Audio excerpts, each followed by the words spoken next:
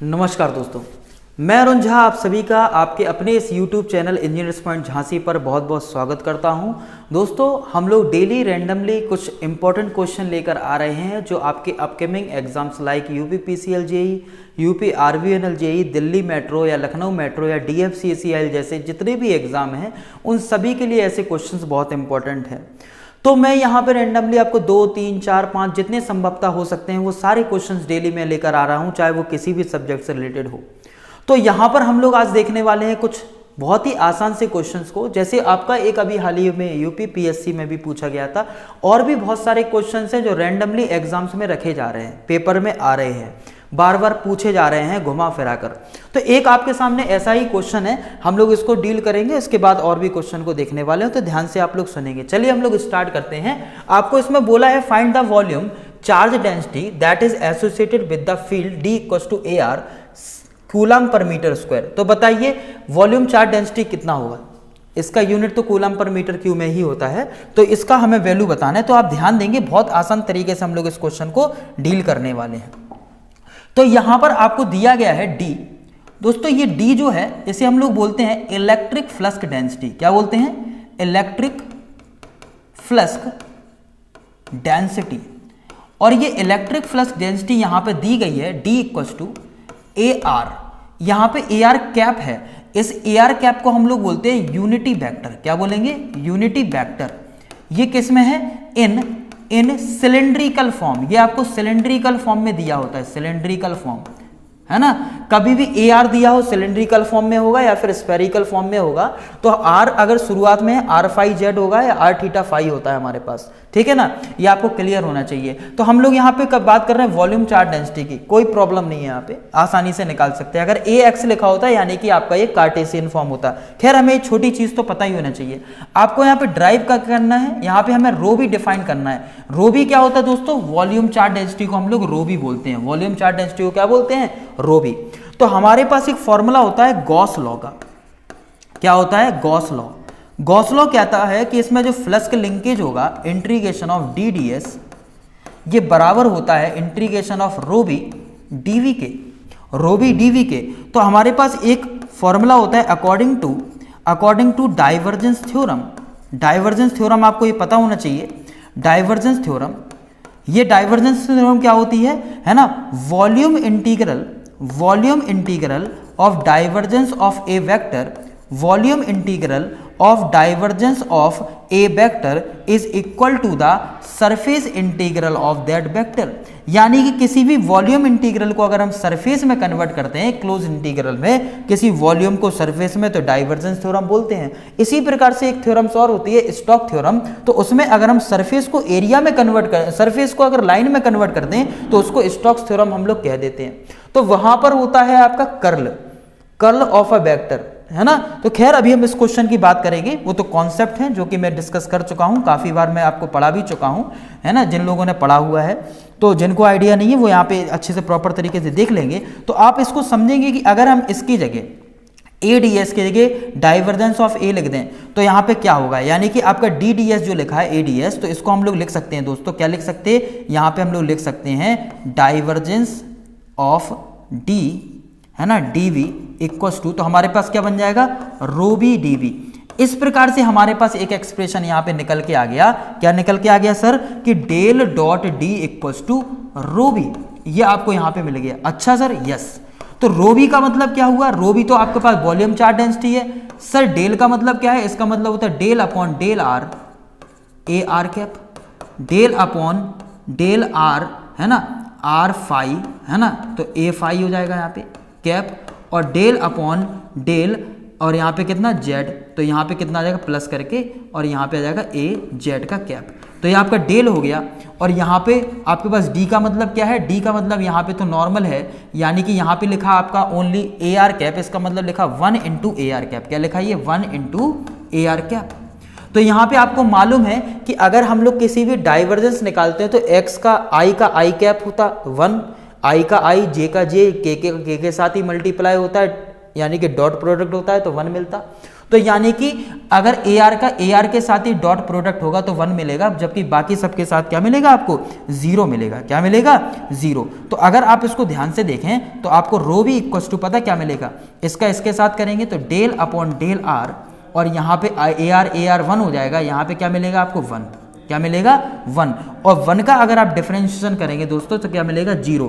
इसका मतलब यहाँ पे वॉल्यूम चार्ज डेंसिटी पता कितना मिल जाएगा 0 कूलम पर मीटर क्यूब। यानी कि यहाँ पे अपने पास क्या आंसर सही होगा, option which of the following option is सही, which of the following option is correct, option B will be your correct answer. तो यहाँ पे इस दिए गए क्वेश्चन के अनुसार जो आपको दिया गया था बहुत ही बढ़िया और शानदार क्वेश्चन था, जो कि कॉन्सेप्चुअल क्वेश्चन था।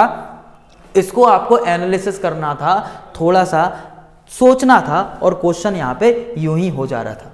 ठीक है, तो ये बहुत ही खास क्वेश्चन एक पूछा गया था।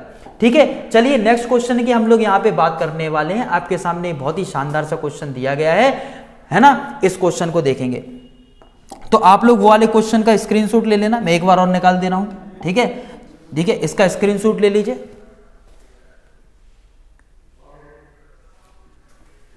है ना, ले लिया होगा।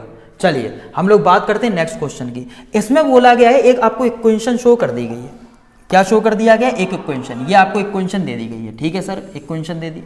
अब ये जो इक्वेशन आपको दे दी गई है, इसमें पूछा गया है कौन सी इक्वेशन है, यानी कि this is a Poisson equation, wave equation, Laplace equation, heat equation, है ना, ये क्या है। तो चलिए मैं छोटी छोटी बातों को डिस्कस कर लेता हूं यहाँ पे कि यहाँ पर कौन सी इक्वेशन क्या है। तो देखिए दोस्तों, कभी भी आपको पहली बात तो पता होना चाहिए, del square u upon del x square plus del square u upon del y square अगर बराबर लिखा है 0, तो इसको बोलते हैं हम लोग लाप्लास इक्वेशन। क्या बोलते हैं, लाप्लास इक्वेशन। ये लाप्लास इक्वेशन होती है।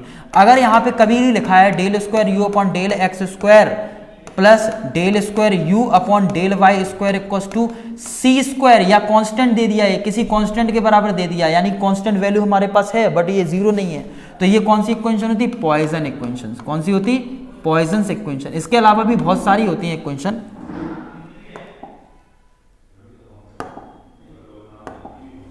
है ना। ये कौन सी इक्वेशन होगी, पॉइजन इक्वेशन।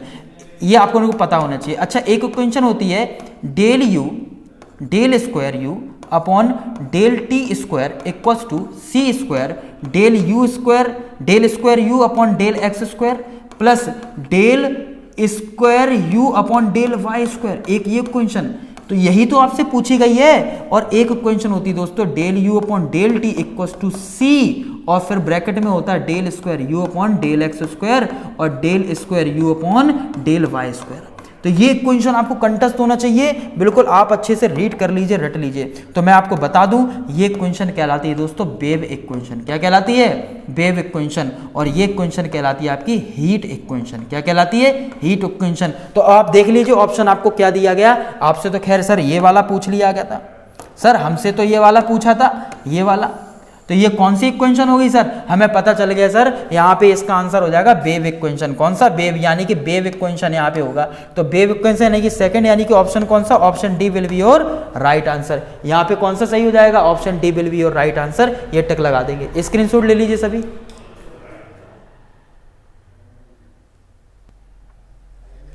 है ना दोस्तों, कितनी आसानी से हम क्वेश्चन को सॉल्व कर दे रहे हैं, बट अब अगर आपको इसका आइडिया है तो हम कर ले जाएंगे। ठीक है, चलो नेक्स्ट क्वेश्चन आपको दिया गया, बहुत ही खास क्वेश्चन, सेंसिटिविटी से रिलेटेड है। सेंसिटिविटी से क्वेश्चन रिलेटेड है। ठीक है, चलो देखते हैं इसको। A measuring system consisting of a sensor, amplifier and oscilloscope, ये लगा दिया है। ठीक है, the sensitivity of the equipment is as follows. ठीक है, सेंसिटिविटी है ना, क्या दी गई, सेंसर की सेंसिटिविटी 0.4 मिली वोल्ट पर डिग्री सी। ठीक है सर, इतनी दे दी गई है। फिर क्या दिया, gain of the amplifier 5 volt पर मिली वोल्ट, ऐसा आपको दे दिया गया। ठीक है, फिर अपन को क्या दिया, फिर इसमें दे दिया गया सर, यहां पर ये है 10 मिली वोल्ट पर वोल्ट। तो अगर हम इसका आप मल्टीप्लिकेशन कर दें, आप देखिए ना, इसका अगर मल्टीप्लिकेशन हम लोग कर दें, किसका मल्टीप्लिकेशन, ये इन सभी का, तो सेंसिटिविटी शब्द आ जाए। कभी भी सेंसिटिविटी पूछ ले, आपसे पूछा ना सेंसिटिविटी, सबकी सेंसिटिविटी दी गई है, तो एक ओवरऑल सेंसिटिविटी, जितनी भी सेंसिटिविटी होती है उन सबका प्रोडक्ट होती है। तो क्या हो जाएगा आंसर, 0.4 इंटू नेक्स्ट सेंसिटिविटी क्या दी है 5 इंटू नेक्स्ट सेंसिटिविटी कितनी है 10, कितनी 10, तो यहाँ पे कितना आएगा अपने 50 का आप 0.4 में मल्टीप्लाई करेंगे कितना हो जाएगा 20। तो आंसर 20 वोल्ट पर मिली वोल्ट, यानी कि which of the following is correct, option C will be your right answer. देखिए इस तरीके का क्वेश्चन दिया गया था जो कि सिर्फ देखने में आपको टफ लगेगा, सिर्फ दोस्तों देखने में टफ लगेगा, बट इनका सॉल्यूशन इजी है। रियल मानिए इनका सॉल्यूशन इजी है, ये हमें चीज बेसिकली पता होना चाहिए, ये हमें पता होना चाहिए, नोट कर लीजिए। इसी तरीके से आपके सामने एक और नेक्स्ट क्वेश्चन यहां पे आ गया है और इस क्वेश्चन में आपसे पूछा गया है कि बताइए इनमें से किसकी एक्यूरेसी सबसे ज्यादा होती है या इसका सीक्वेंस क्या होगा। तो क्वेश्चन में बोला है दोस्तों, ध्यान देंगे, the correct sequence of the following type of ammeter with increase accuracy. तो moving iron type ammeter, moving coil type, permanent magnet type, है ना, इसी को permanent magnet type moving coil लिख दो या मूविंग कॉइल टाइप परमानेंट, उल्टा नाम लिख दिया इन्होंने, कोई दिक्कत नहीं है, या इंडक्शन टाइप। किसकी एक्यूरेसी ज्यादा होगी किसकी कम होगी ये हमें बताना है, ठीक है। तो ammeter with increase accuracy is, तो correct sequence of the following type of ammeter with increase accuracy है ना, तो सबसे ज्यादा एक्यूरेसी किसकी होगी ये बताना है, ध्यान से सुनेंगे, सबसे ज्यादा किसकी होगी। तो देखें, तो आपको बता दें मूविंग आयरन टाइप होता, एक मूविंग आयरन टाइप इंस्ट्रूमेंट होता है, ये भी किस पे काम करता है, एसी और डीसी दोनों पे काम करता है। या मूविंग कॉइल टाइप इंस्ट्रूमेंट है, इसे हम लोग बोलते हैं शॉर्ट में दोस्तों PMMC, permanent magnet moving coil, ये डीसी ओनली, किस पे काम करता है, DC only, DC only pay काम करेगा ये। अगर हम बात करें इंडक्शन टाइप तो ये काम करता है एसी ओनली, किस पे काम करेगा, एसी ओनली। अब एक्यूरेट कौन होगा, एक्यूरेट कौन होगा, तो अगर मैं आपसे बात कर रहा हूं एक्यूरेसी टर्म्स की, यानी कि एक्यूरेसी मतलब किसमें फ्रीक्वेंसी कम है, जिसमें फ्रीक्वेंसी सबसे कम होगी उसमें लेस हार्मोनिक्स होंगे, वो ज्यादा एक्यूरेट होगा। तो डीसी ओनली की बात करें यानी कि पीएमएमसी में सबसे कम फ्रीक्वेंसी होगी, यानी कि पीएमएमसी, ठीक है, तो सबसे ज्यादा एक्यूरेट होगा। फिर क्या एसी डीसी पे कौन काम कर रहा है, मूविंग आयरन इंस्ट्रूमेंट, तो ये मूविंग आयरन इंस्ट्रूमेंट। उसके बाद कौन आएगा सर, उसके बाद आएगा इंडक्शन टाइप, कौन सा आएगा, इंडक्शन, इस पे एनर्जी मीटर काम करता है, इंडक्शन टाइप, ये इंडक्शन टाइप। तो पीएमएमसी क्या है आपका, पीएमएमसी क्या है आपका, कौन से नंबर पे है, दूसरे नंबर पर। फिर कौन से नंबर पे है आपका, ध्यान से सुनेंगे, ग्रेटर पे बात कर रहा हूं मैं, शुरू में ग्रेटर किसकी है, मूविंग आयरन इंस्ट्रूमेंट की बात करेंगे तो 1, फिर क्या बात करेंगे 2। अब देखिए बढ़ते क्रम में चाहिए घटते क्रम में, the correct sequence of the following type of ammeter with increasing accuracy is, increasing तो सबसे कम, है ना, ये तो आपका क्या हो गया 2 1 और ये लास्ट में क्या होगा 3, है ना, 2 1 और 3। तो सबसे कम किसकी है, तो सबसे कम की अगर मैं बात करूं तो सबसे कम है आपकी 3, ठीक है। फिर कौन है इसमें 1, फिर कौन है यहाँ पे 2, यानी कि 3 1 2, यानी कि 3 1 2 किस में दिया, चेक करिए 3 1 2 किस में दिया, 1 3 2 2 1 3 1 2 3 3 1 2, यानी कि ऑप्शन डी करेक्ट। देखो option D will be your right answer. तो यहाँ पे हम लोग आसानी से ऐसे क्वेश्चन को डील कर ले रहे हैं दोस्तों, जो कि काफी सारे इस टाइप के क्वेश्चन घुमा फिरा के परीक्षाओं में पूछे जा रहे हैं। बट अगर आप अच्छे से तैयारी कर रहे हैं, मेरे साथ जुड़े हुए हैं, तो आप एक एक क्वेश्चन को अच्छे से डील कर पाएंगे। अभी चैनल को आप सब्सक्राइब करें, मेरे साथ जुड़ें, अपने दोस्तों में शेयर करें, ताकि मैं ज़्यादा से ज़्यादा वीडियो आपको दूं और ज़्यादा से ज़्यादा आप टेक्निकली ग्रो कर पाओ और अच्छे क्वेश्चंस को प्रैक्टिस कर पाओ, ठीक है। आई होप आपको ये चीज़ बहुत अच्छे समझ में आ पाई होगी। हम लोग मिलते हैं नेक्स्ट वीडियो लेक्चर में और क्वेश्चंस के साथ। If you like this, subscribe the channel, share the video. नमस्कार, शुक्रिया, आदाब, जय हिंद, थैंक यू।